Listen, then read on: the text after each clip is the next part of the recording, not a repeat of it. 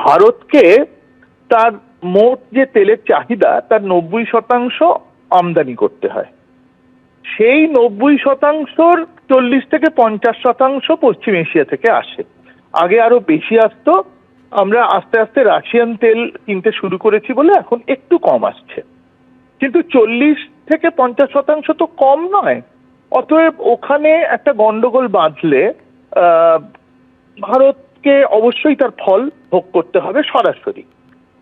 কিন্তু তার থেকেও বড় কথা, যদি ভারত তার চাহিদা রাশিয়া থেকে মেটাবার চেষ্টা করে আরো বেশি করে, তাতেও খুব সুবিধা হবে না, এই কারণে যে পৃথিবীর বাজারে তেলের দামটা বাড়বে। কারণ পশ্চিম এশিয়া থেকে পৃথিবীর বাজারের একটা বড় অংশ তেল যোগান হয়। তো তার ফলে সারা পৃথিবীতে তেলের দাম বাড়লে রাশিয়ান তেলের দামও বাড়বে।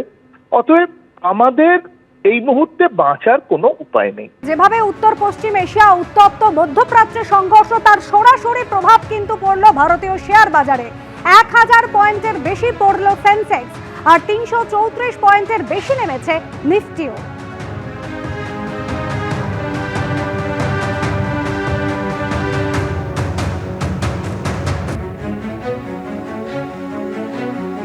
আমরা কথা বলেছিলাম মার্কেট বিশেষজ্ঞ অর্থনীতিবিদ অনির্বাণ দত্তের সঙ্গে, কি বলেছেন শোনাবো। বাইরে থেকে ইনভেস্টমেন্ট করেন ভারতবর্ষের বাজারে, তারা শেয়ারটাকে বিক্রি করার চেষ্টা করেন, তারা কোনো রিস্কে যেতে চান না, তারা সঙ্গে সঙ্গে বিক্রি করে দেন।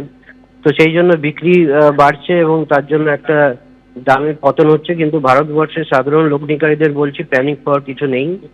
কিন্তু আগামী দিনে ভারতবর্ষের বাজারটা আমার মনে হয় একটুখানি সামঞ্জস্য আসবে।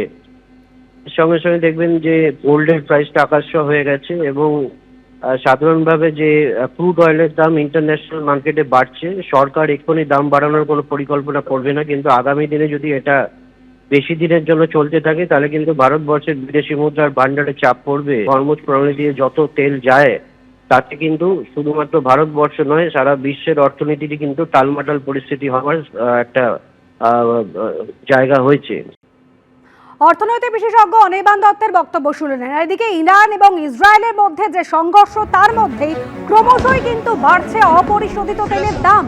আন্তর্জাতিক বাজারে অপরিশোধিত তেলের ব্যারেল প্রতি দাম হলো $82, আর এর আগে আন্তর্জাতিক বাজারে তেলের দাম ছিল ব্যারেল পিছু $70। পশ্চিম এশিয়ার সংঘর্ষের আঁচে তেলের দাম লাফিয়ে লাফিয়ে বাড়ছে, যে তেলের দাম বেড়েছে 13% বেশি। এবিপি আনন্দ, এগিয়ে থাকে, এগিয়ে রাখে।